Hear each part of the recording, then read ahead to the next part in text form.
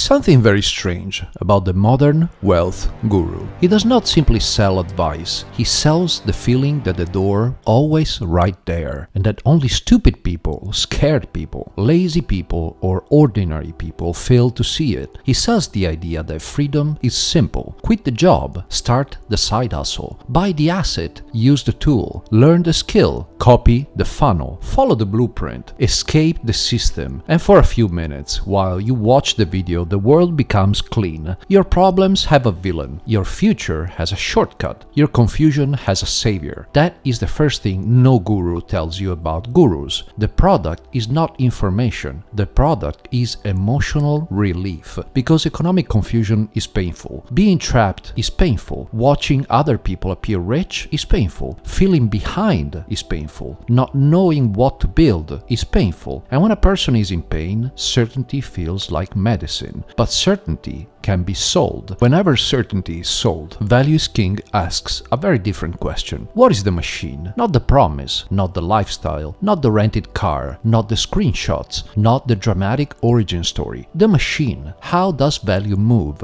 Who creates it? Who captures it? Who owns it? Who carries the risk? Who pays the hidden cost? Because the guru is not just a person. The guru is often a business model wearing a human face. And once you understand that, you stop asking, is this person inspiring? You start asking, what does this person earn if I believe them? That question changes everything. Most people analyze gurus morally. They ask, is he honest? Is he fake? Is he arrogant? Is he a scammer? Is he really rich? Those questions are important, but they're not enough. Because the dangerous guru does not need to be a cartoon villain. Does not need to be lying about everything. He does not even need to be completely useless. He only needs to give you a map that benefits his business more than it benefits your life. That is the difference. A bad map can contain true pieces. Passive income guru can be right that assets matter. Business coach can be right that selling skills matters. A productivity influencer can be right that discipline matters. An AI'd side hustle creator can be right that tools create leverage. Trading educator can be right that markets contain opportunity. The problem is not always that the advice is false, but that the advice is incomplete in the exact places where completeness would make it less profitable. They show you the outcome, but not the active build phase. They show you the revenue, but not refunds, ad spend, churn, taxes, failed launches, operational burden, and opportunity cost. They show you freedom, but not dependency on algorithms, clients, platforms, debt, hype cycles, reputation, or constant selling. They show you the asset, but not the machine that produced it. Show you the exception and package it as a path. This is why red flags are useful, but they are not enough. A fake watch, a rented Lamborghini, aggressive scarcity, exaggerated income claims. Yes, those are signs, but the deeper problem is not aesthetic, it is structural. You can remove the rented car, improve the lighting, speak calmly, cite books, wear a plain t-shirt, and still sell a bad map. Value is King question is not, does this look like a guru? It is, does this build my resources or drain them? That's the line. Because wealth is not a feeling. Wealth is not identification with a successful person. Wealth is not consuming the personality of someone who appears free. Wealth is architecture. Money, time, energy, skill, attention, trust, reputation, distribution, ownership, optionality, judgment. A good teacher helps you build those. A bad guru consumes those while making you feel closer to success. That is the trap. You spend attention watching. You spend money buying. You spend energy fantasizing. You spend time comparing. You spend trust believing. And you spend judgment outsourcing. And after all that spending, what do you own? A course login, a notebook full of motivational lines, a new identity, a strong contempt for your current life? That is not wealth architecture. That is resource leakage with better branding. So let's make this practical. Before you believe any wealth guru, run 5 tests. Test 1, the incentive test. Ask, what does this person earn if I believe.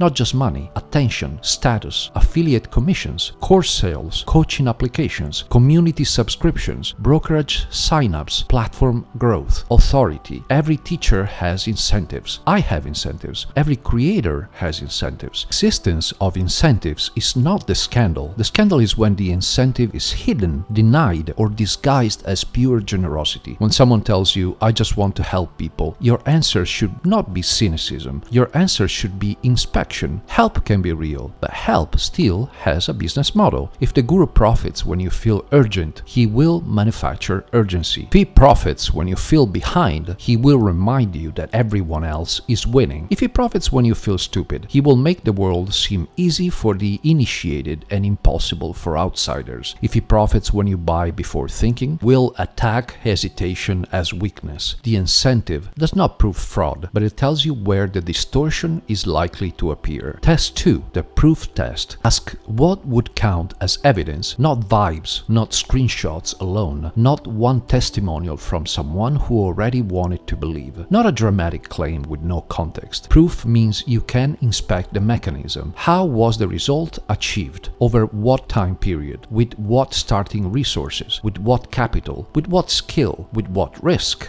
With what survivorship bias? With what hidden support? With what failure rate among the people who tried? A guru loves the before and after story because stories compress complexity into magic. But wealth does not come from magic. Wealth comes from mechanisms. Mechanisms have conditions. Something that worked for a person with capital, charisma, timing, network, audience, and high-risk tolerance may be disastrous for someone with debt, family responsibility, low runway, weak skills, and no distribution. Same tactic, different resource stack, different outcome. This is why copy me is often economic malpractice. Your life is not their case study. Test 3, the business model test. Ask, what business is this person actually in? This is where many people get fooled. The trading freedom seller may not primarily be in trading. He may be in education, affiliates, subscriptions, or attention. The passive income guru may not primarily be earning from passive income. He may be earning from teaching passive income. The high-ticket coaching expert may not be an expert in the transformation he sells. He may be an expert in selling the promise of transformation. Luxury influencer may not be displaying wealth. He may be creating the credibility costume required to monetize your envy. Again, not automatically evil. Teaching can be legitimate. Courses can be legitimate. Coaching can be legitimate. Content can be legitimate, but you must know which machine you're looking at. A person can teach a thing because they mastered the thing, or they can teach the thing because teaching it monetizes better than doing it. Those are different. And when the business model is hidden, your judgment becomes weak. Test 4, the risk transfer test. Ask, who carries the downside? This may be the most important question. The guru sells the upside. You carry the downside. You quit too early. You buy the wrong course. You start the wrong business. You take the debt. You waste the year. You burn your reputation. You ignore your real skill gaps. You mistake confidence for competence. And when it fails, the guru still has the clean escape hatch. You did not execute. You lacked belief. You had a poor mindset. You gave up too soon. You were not built for this. Now, sometimes that is true. People do fail from poor execution, but a serious map includes execution difficulty before you pay. A serious teacher tells you what makes the path hard. A serious teacher names the failure modes. A serious teacher says, this is not for everyone, and here are the conditions under which it is a bad idea. A serious teacher protects your judgment even when that lowers conversions. That is rare because honesty reduces urgency, and urgency sells. Test 5, the missing cost test. Ask, what is not being counted? Every shortcut has a hidden invoice. Passive income hides active construction. Agency money hides sales, hiring, delivery, churn, and client pressure. Trading freedom hides drawdowns, psychology, edge, and survivorship bias. AI automation hides distribution, trust, offer quality, and actual demand. Courses hide proof, transformation design, support, refund risk, and ethical responsibility. Personal branding hides consistency, differentiation, credibility, and a long, slow accumulation of trust. The guru's favorite move is to count the visible reward and ignore the invisible cost. Values King does the opposite. We count the cost first, not to become timid, to become accurate, because courage without accuracy is just just expensive emotion. And this brings us to the deeper point. The anti-guru mindset can become its own trap. People escape the guru only to become addicted to exposing gurus. They collect red flags, they mock thumbnails, they sneer at ambition, they turn skepticism into identity. But that still does not build wealth. Being anti-guru is not the goal. Better judgment is the goal. The point is not to become impossible to teach. The point is to become difficult to manipulate. Very important distinction, because you do need teachers, you do need models, you do need frameworks, and you need other people's experience. You also need compressed knowledge. The mature move is not trust no one. Mature move is trust through inspection. Learn from people, but do not surrender your economic sovereignty to them. Use gurus as raw material, not as maps. Extract the useful mechanism. Reject the theatrical certainty. Compare the advice to your resource stack. Ask whether it builds value, captures value, creates ownership. Ask whether it improves your judgment or replaces it, because the first asset is judgment. Before the business, before the investment, before the audience, before the course, and before the asset. Judgment. Bad judgment converts ambition into tuition. And the modern internet is very happy to educate you expensively. So here is the value is king correction. Do not ask who should I follow. Ask what map am I using. Do not ask what is the fastest way to make money. Ask what value can I create, what resource can I strengthen, what ownership claim can I build, and what risk am I actually taking. Do not ask is this guru real or fake. Ask what incentive is shaping this message, what proof supports it, what business model funds it, what risk is being transferred to me, and what cost is missing. That is the protocol. Incentive, proof, business model, risk transfer, missing cost. Run it before you buy, before you believe, and before you reorganize your life around someone else's highlight reel. Because the dangerous guru does not only take your money, he can take something more important. He can take your contact with reality. He can make you despise the slow work that would have actually built your freedom. He can make skill look boring, saving look pathetic, patience look cowardly, employment look humiliating, ordinary responsibility look like slavery, and real asset construction look too slow. That is the final theft, not the course fee, the corruption of your map. And once your map is corrupted, effort itself goes in the wrong direction. You work hard on fantasies, you optimize the wrong machine, you copy the wrong person, you chase the wrong metric, you buy the costume of wealth instead of building the structure of wealth. This king means we reverse that. We do not worship money, we do not worship gurus, we do not worship shortcuts. We inspect the mechanism, we build value, we capture value, and we own value. We strengthen resources, we protect judgment, we design architecture, and when someone offers us a map, we do not bow. We open it, we turn it over, we look for the price tag, because no one who profits from your confusion should be allowed to define your freedom. Value is king, and judgment guards the throne.